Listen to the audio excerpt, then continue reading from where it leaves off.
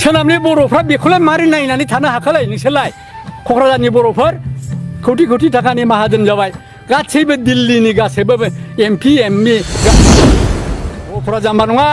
Gafura general जों नाग्लि थांनाय मेलेमसो इसे बिटिआरनि एफर्टखौथ' जों फोथाया बेखौ जोंनि बर' फिसायानो जों बर' जाथिनि थांनानै थानांगौखौ फाननानै जाजोबखाबाय बेनिखायनो जोंहा मोदैल' गयो दा बे दिसपुराव दाउला गेसेरलायनाय बर' जातिखौ फोथांनो जों रायलायोमोन सोर मन्थ्रिया बर'आव बाद दं आं लोगो मोनैलाय चरन नार्जारि दिननिफ्रायनो उदयाचल बिबोबाय उपेननि दिनाव दाउथुल' बादि जरासे थाथों बर'आ रायजोखौ लागोन होननायखौ फोथायबाय बे ककिला बालिगाव मिटिं जानायफ्रा गासैखौ मोनजोबबोबाय दुखु नांजोबबाय गासैबो अब्ला जोंहा दा रायलायनांगौ मा दं बे बिटिआरनि सुक्तियाव जोंहा लाब गैया प्रमद बर'आ एक्सुवेलि बे बर' असे ना हारसा बेलाय आं बेखौसो लुबैदों दा आं बेखौ स्पस्ट मिथिया दाबो बे असे बर' बियो बर' असे ना मा बेलाय आं बेखौनो बुजिया बिनिखायनो दुखु मोननानै दं आं बे बर' जाथिखौ मानो दिनै आन्चलिक दल हिसाबै बर' जाथिया थांनानै थानो लुबैदों बावहाय मानो गुथै आन्चलिक दलखौ बुफायनानै दिनै हालदै फुननाय दोलाव लांजोबनानै जोंखौ मा खालामनो नागिरदों जोंनि बर'नि धोरोम जोंनि बर'नि मावनानै जानाय जोंनि दानाय लुनायखौ नस्थ' खालामनो बे बर' असे नामा फिसाफोर नोंसोर उत्तर हो आंनो बे बर' नामा बे बर' नङा मानसि मोजां बर'मोनब्ला बियो बोसोरबासो मानो रेहाय लादिया बेलाय बे आबसुनि प्रेसिडेन्टआव थानांगौमोन बियो बे मोजां मानसिमोनबा मानो थादिया बेलाय मानो थादिया बियो ओंखारग्रोमोनानो सोरखौबा प्रेसिडेन्ट इउपिएलनिखौ होखारबायनानै गावनो प्रेसिडेन्ट लाबावबाय मा खिलु बैसाला बर' बेलाय बे बर'आ सोनाबहा बर'नि गेजेराव बोरै थांनानै थाखोलै नोंसोर बे क'क्राझारनि बे कामरुपनि बर'फोरनि गेजेराव बोरै थांनानै थाखो नोंसोर बर' असे नंगौना नङा सोनाबनि बर'फ्रा असे सोनाबनि बर'फ्रा असे बर' नङा आंनि बुजिनायाव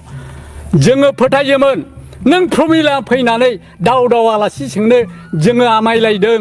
नों सानसुमायानो नों उपेनानो आलासि सोङै जोङो मेंख्रुबलायदों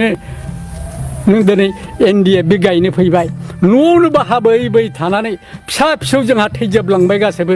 बे रायजोखौ लुखांनायावबो 416 भटारमोन थैनानै थांबाय सभाराम गयारिया आंखौ बुंदों बियो ओइ मुखा थानेस्वर जों बर'आ बोरै थांबावनो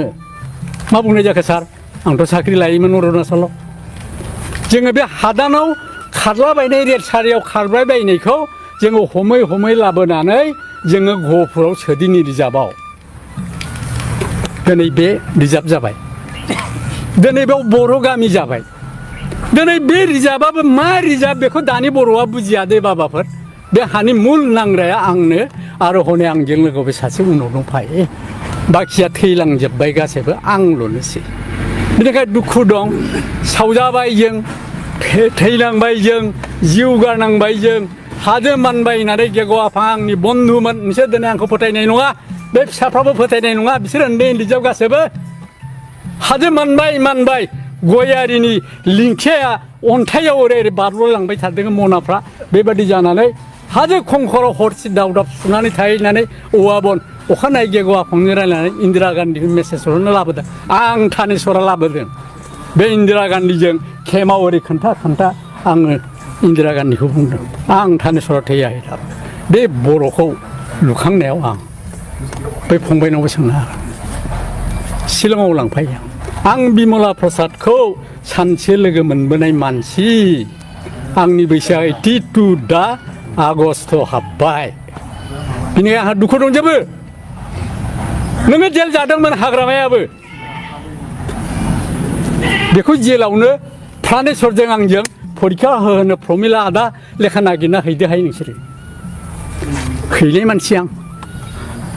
नों सानसुमाजोंनो दाउला गेसेरजासे बर' जातिखौ बोरै लुखांनो रायलायग्रा मानसि आं नोङो सुक्ति खालामनानै लाबोबाय सानसुमाया प्रथम सुक्ति लाबोनानै लाबोबाय थांबाय आङो 10-12 जन सेंग्राफोर लानानै बेसरखानाव ओइदिनखालि खेवगोन 아디야बो थांफादोंमोन नामा खारन आङो सरन नार्जारि समरजों उदय आसल बिबोनाय मानसि आं दुखु नांबाय उफेना एथ' सुन्दर बुंलांदोंमोन आसाम 50 दिनै बे 50खौ बर' जाथिनि जे सिनस्रि बेखौ मानो दिनैहाय प्रमद बर'आ दानस'जोबखोब्रा माबादि बर' बेलाय मा बर' बियो 50-50 होननानै उफेना नार्जारि फोथांनानै गालांबाय उफेना दिनैहाय सुक्तिनि आग बेलायाव बुंबाय जेखि जाया मानो आयेननि बाथ्रायाव मोनथायनि बाथ्रायाव जायखिजाया खुन्थियाखौ पैतृक सम्पति हिसाबै ब्रह्मपुत्रखौ नोंसोर खुन्थिया थुनानै लाग्रोदो दिनै जाहोना सोरबा NDF गायदोंब्लाबो सोरबा माबा दोलो फाथिदोंब्लाबो दिनैहाय बुखावनानै लाबोनो उपायानो गैला जेलाव थांनानै मोदै हुगारलायदों रन्जना आं जेलाव थांब्ला आदा बेबादि उफेननि खोथाखौ खुन्थियाखौ पैतृक सम्पति हिसाबै ब्रह्मपुत्रखौ थुग्रोनो थोनलांदोंमोन बेखौ रावबो खोनासङाखिसै जार फलनि आंनि थाखायबो असम्भब दाखालिबो थांनानै जेला बे गबोबाय जामिनाव फैबाय प्राइम मिनिस्टार फैखांनायनि सिगां बुंहैबाय रायजोआ मारै जाखो रायजोखौथ' आं बर'फोरनो जेबो होनो हायाखिसै आदा खुलुमबाय हनै आंनि साखि आं लांफादों खुलुमबाय आं जेबो बर'नो होनो हायाखिसै बिनिखायनो माला दोंसेबा आं दाबो गानाखै आदा होननानै बुंबाय एभ्रिथिंखौ जों दिल्लीयाव मा जादों Z to Z बोफ्लेनानै होजोब्बाय 2 घन्टासो हरनि 10टासिम रायज्लायदों न'आवनो थांनानै 7 थारिखआव प्राइम मिनिस्टार फैगोन बिनि सिगां अब्ला मोनब्रै दोलो जाबाय नोंनि हेडआव आगै नोङो मा खालामगोन बेखौ ज' खालामनो हायाबाथ' नोंहा निस्थार गैला नोंहाथ' दावहा नांफिननोथ' सिलाया गथायजोब्बाय नोंथ' दा मटर सालायनायावबो थाखा बिनो हालिया होमबा नों माजों मा खालामबावनो नोंलाय नों मानो सुक्ति खालामखो आंखौ रायलायनोनो सुबिदाखौनो दिल्लीयाव होखाहै आदा बिनिखाय आं माला दोंसेबो दाबो गानाखै अब्ला खालामदो आगै नोंनि दोलोखौ मोनसे ज' खालामनो हागोन ना हाया आदा आं हागोन दिनै आङो गबिनजों रायलायजेनदों आदा ओइदिनखालि गबिनजों रायलायजेनदोंमोन अब्ला नोङो बे साब्रैखौ ज' खालामदो बिनिफ्रायनो थाखाबो गैला सिलायबो गैला नालाय बे दैदेनगासिनो दं जखन हाग्रामाया नों बेजोंनो बिदा फंबाय बायदि रायलायनानै स्टारिं कमिटि नोङो दादोलायाखै जेन हाग्रामाखौ बुंनानै जोंनि बर'नि मोन्थायफोरखौ उनाव लाबोनायनि लामाखौ खेवफिननो हायो अनेक गोलाव साजेसन होनायखौ खिन्थु आं बेखौ नंखाय बुङा रन्जना बे बाथ्राखौ नाजावजोबदों आरो बे ज'बो खालामनो हादों ज' खालामनायखौ जेला नुबाय प्रमद बर'मोनहा सिब जानायनि खर'आ बेरगावबाय सालाफ्रा गिनानै खर'आनो बेरगावजोब्बाय बिसिना बिनिखाय सोहरबाय बिसोर जेलाव बे मोजां बर'बा हारसा जाथिजों मानो बमब्राय जानांगौ बिनि हिनजावानो मानो दाबो दख'ना गानाब्रा मानो सारि गानो बर' जाथियाव फैबायब्ला फिसाइया बर' जाबायब्ला बिनि हिनजावा बर' दख'ना मानो गाना मा बर' बियो सोनाबनि बर'फ्रा बेखौलाय मारै नायनानै थानो हाखालाय नोंसोरलाय क'क्राझारनि बर'फोर कौटि कौटि थाखानि माहाजोन जाबाय गासैबो दिल्लीनि गासैबो MP